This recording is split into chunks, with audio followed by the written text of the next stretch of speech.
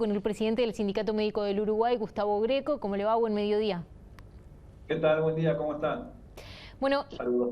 ayer en esta proclama que leyeron, lo que hacen es pedir bajar la movilidad durante 3 semanas y al estilo, dicen, de volver a marzo del 2020. Concretamente, lo que esperan hoy del Poder Ejecutivo es un mensaje del estilo quédate en casa, como veíamos en marzo, abril del año pasado.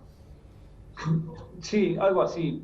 Creo que huelgan los comentarios sobre los números, sobre la situación de riesgo, de alarma que nuestro país está cursando, sobre el impacto que esto está teniendo en el sistema de salud, aquí donde estamos trabajando todos los profesionales de la salud, y, la inminencia de una saturación del sistema en cuestión de semanas más o menos, de acuerdo a las proyecciones matemáticas.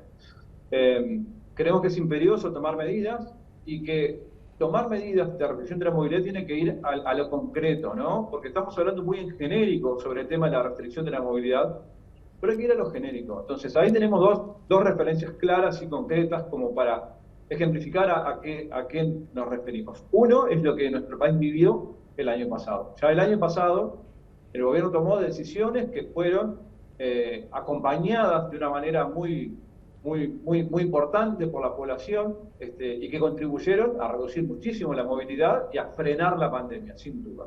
Desde el transporte, los espectáculos, los bares, las grandes superficies, los free shops, la educación, todo fue hacia una reducción de la movilidad por un plazo acotado, obviamente. Esto no puede hacerse por un plazo prolongado, pero entendemos que eso es extremadamente necesario en este momento. Y esto está en línea con las recomendaciones del Grupo de Asesor Científico Honorario en su documento del 7 de febrero, donde claramente establece que, hecho el análisis de la situación epidemiológica del país, la transmisión comunitaria del virus, en qué etapa estamos y los riesgos que esto implica para la salud de la población, se establece una serie de recomendaciones área por área, que obviamente las decisiones del gobierno, del poder político,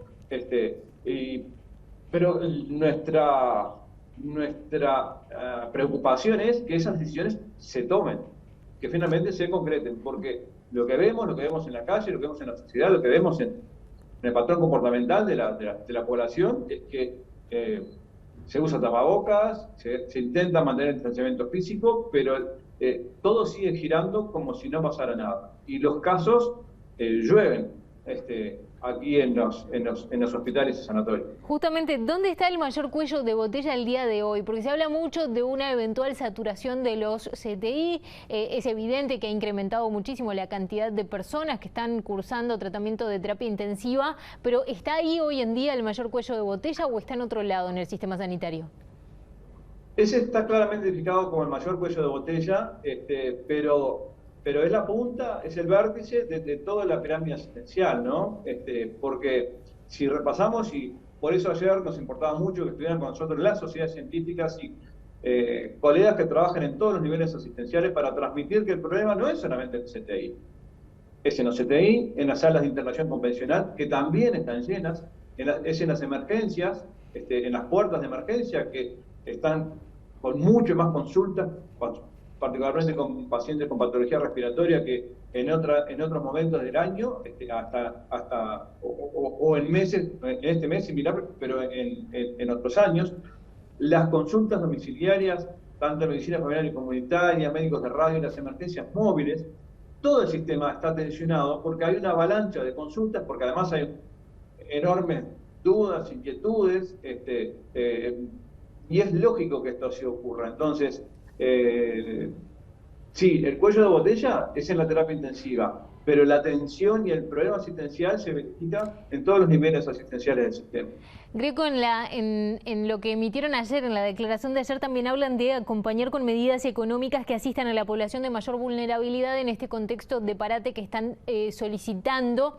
Y el colectivo médico debe tener incidencia o debe proponer medidas que no sean de corte sanitario, y se lo pregunto en un contexto en el que en el último tiempo han recibido varias críticas justamente por incorporar este tipo de abordajes o de pedidos que van en corte no sanitario o que tal vez se meten en asuntos más políticos. discrepo profundamente con ese concepto. La salud no la podemos entender solamente como la asistencia a personas enfermas o con determinadas patologías. La salud es un todo. La salud es la salud mental, es el bienestar, bienestar físico, bienestar social.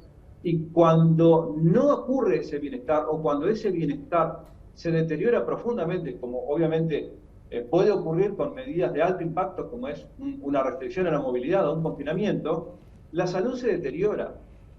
Si el desempleo deteriora la salud, la depresión existe, la salud mental se golpea.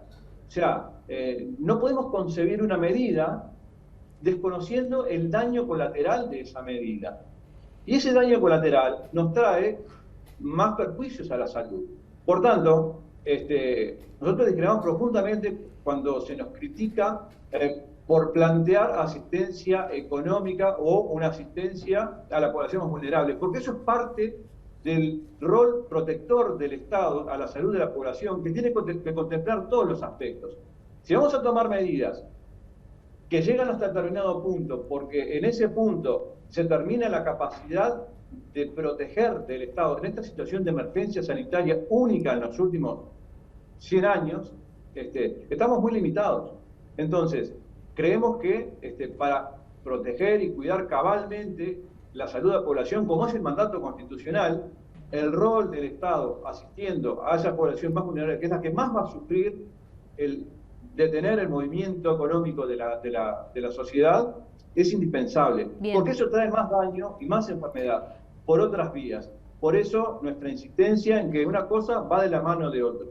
Ayer también pidieron mejorar el procesamiento de los testeos. Sabemos que están habiendo problemas, por ejemplo, de demoras a la hora de coordinar o de entregar los resultados de los testeos. Concretamente, ¿cómo lo están viendo? Porque para que se produzca un hisopado, para que alguien le mande a alguien un hisopado, tiene que haber un médico también que lo defina, ¿no?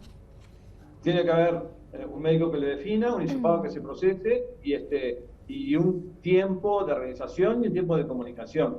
Lo que está ocurriendo en este momento es que la demanda de hisopados es enorme, porque bueno, no sé si te pasa, pero todos tenemos un familiar, un amigo, un vecino, un conocido que es positivo y a su vez tiene contactos. Entonces, la demanda enorme que está teniendo el sistema de testeo y los mecanismos de respuesta están enlenteciendo la respuesta, y eso complica la gestión de la asistencia. Ni que hablar esto en el interior del país, y ni que hablar cuando ese testeo tiene que ser rápido y ágil, particularmente con pacientes que requieren internación. Por eso hacemos énfasis en que hay que tener mucho cuidado en poder mantener un sistema de testeo ágil, accesible, fluido, porque es una parte indisoluble de la respuesta del país a la pandemia.